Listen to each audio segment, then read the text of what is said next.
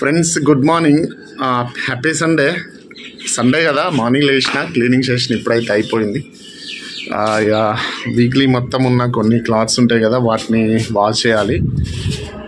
Next ఈ month ending కదా, 2-4 days gap వచ్చింది మన వీడియోస్ పెట్టడానికి. మంత్ ఎండ్ కదా, కొంచెం వర్క్ ఉంటుంది తెలిసిందే కదా. నా స్టోర్ మీద కూడా వెళ్ళిపోయిండు లీవ్కి. ఇక నాకు కొంచెం బర్డెన్ పడుతుంది, అన్నీ నేనే వేయాల్సి వస్తుంది.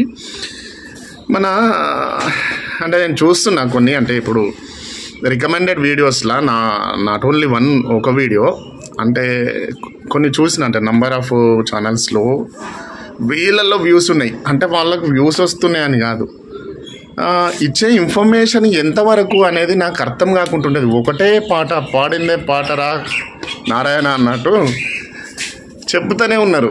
అంటే పెట్టేసి మనోళ్ళకు ఎస్ఎస్సి కటఫ్ ఇంత పోతుంది, నక్సల్ కటఫ్ ఇంత పోతుంది, కథ ఇంత అని చెప్పి పెట్టి తమ్నెల్ పెట్టి ఏదో ఒకటి మాట్లాడితే, ఇప్పుడు నేను చెప్తే మీరు నమ్మరా? నేను చెప్తే మీరు నమ్ముతారా లేదా? సరే, మీరు కొంతమంది చూస్తున్నారు, మీరు నమ్మరు కావచ్చు. కొత్తగా వచ్చేటోళ్ళు అయితే అబ్బాయి వీడేమో చెప్తున్నారా, కొంచెం ప్రొఫెషనలే ఉన్నట్టున్నాడు కదా, ఏదో ఒకటి చెప్తున్నాడు, 2-3 మాటలు కొట్టేస్తాను నేను. దీంట్లో ఏంటి ప్రొఫెషనల్గా మాట్లాడతా, ఏంటి సంబంధం ఉన్న విషయాలను టచ్ చేసి మాట్లాడతా.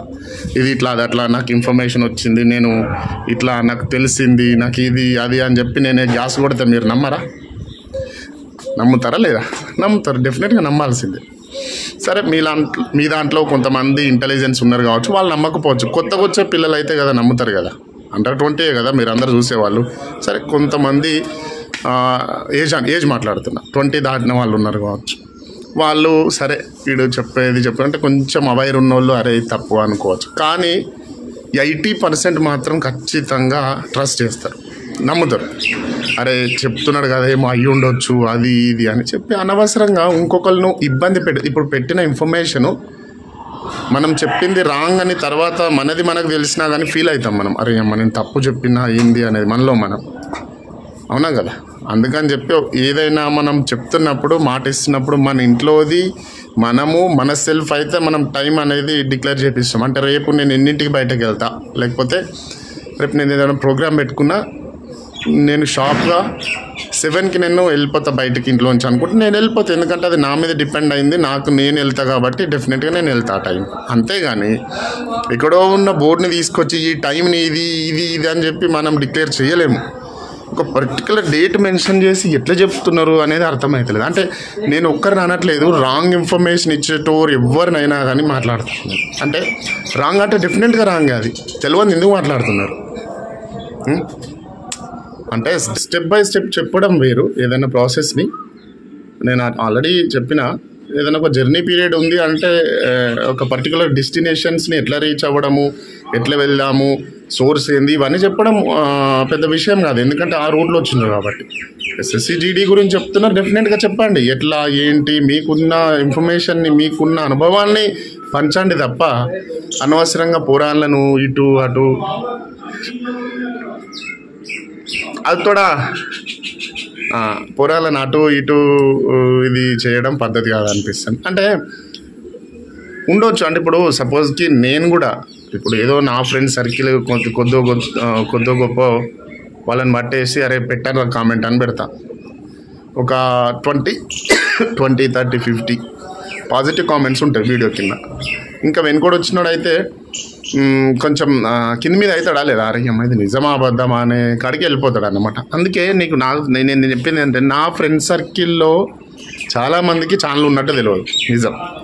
అంటే కొంతమంది దగ్గరికి ఎట్లా పోయిందో తెలియదు.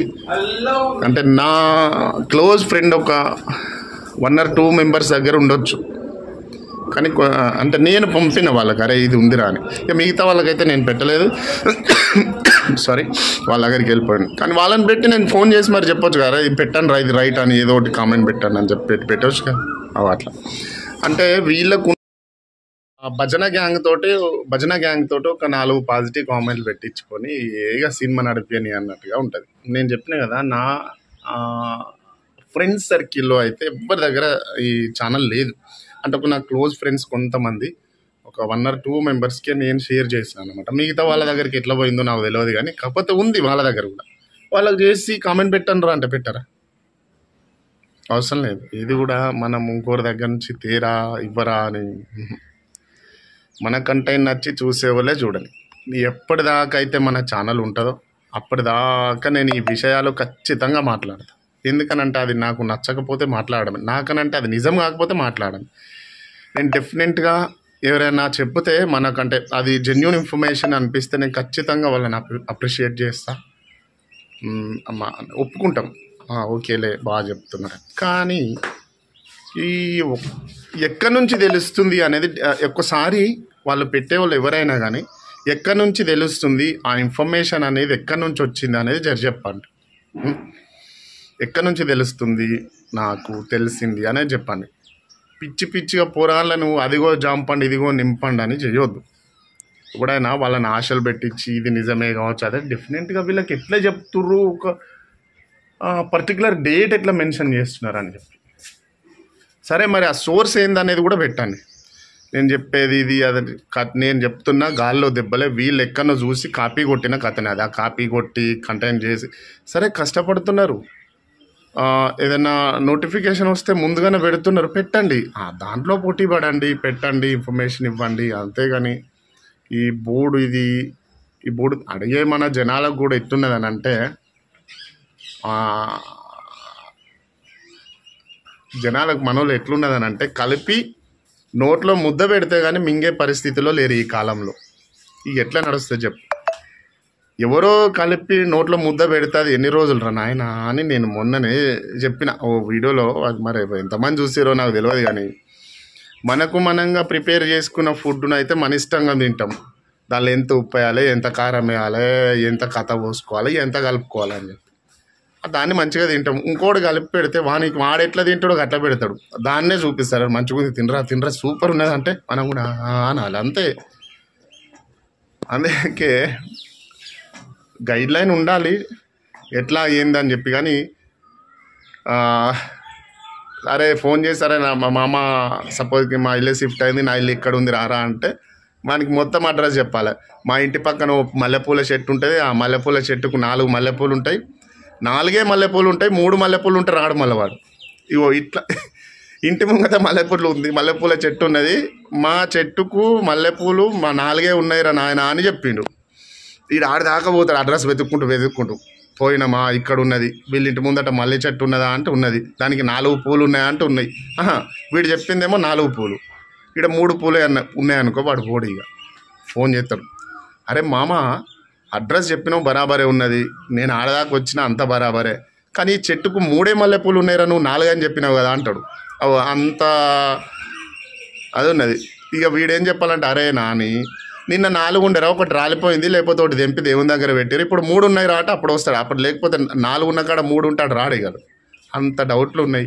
ఎట్లా అంటే డౌట్ జెన్యూన్ కావాలి, ఆ డౌట్ ఒక్కటి కాడ కన్ఫర్మ్ కావాలి అంతే.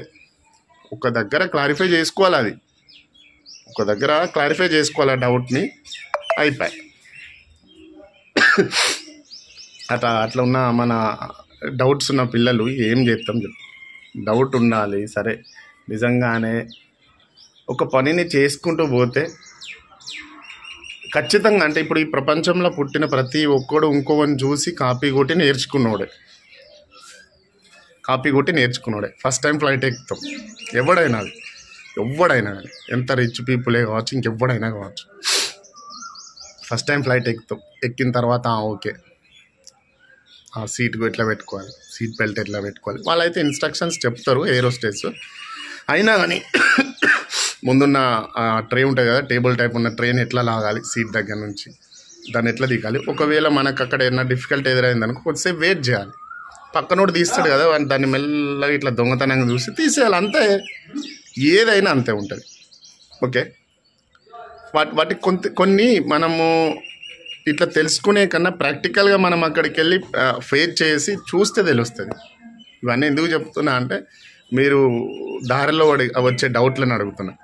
మెడికల్ గురించి చెప్పమంటారు, మెడికల్ ఏముంటుంది కింద నుంచి మీ దాకా చూస్తారు అయిపోతుంది, అదే మెడికల్ చేసి పడేస్తారు అంతే. సింపులే, నేను చెప్పినది సింపుల్గానే మెడికల్ అయిపోతుంది. భయపడొద్దు. నిజంగానే కన్ను మెల్లు ఉంది, కళ్ళు కనబడతలేవు, చేతులు వంకరు ఉన్నాయి, కాళ్ళు వంకరు ఉన్నాయి అంటే డెఫినెట్గా తీసేస్తారు. ప్రాబ్లం ఎక్కువగా ఉంటాయి.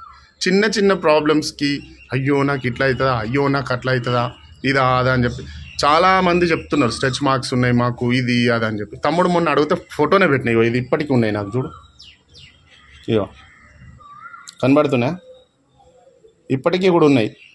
ఇట్లాంటి వాటికి ఏం కాదు, అపోహలద్దు. రైట్, ఇక వీడియో లెంత్ అవుతుంది, మస్తు మాట్లాడదాం అనుకున్నా, లైవ్ పెడితే ఏడాదాకా పోతుంది నాకు అర్థమవుతలేదు. రైట్, ఓకే తమ్ముళ్ళు, జై.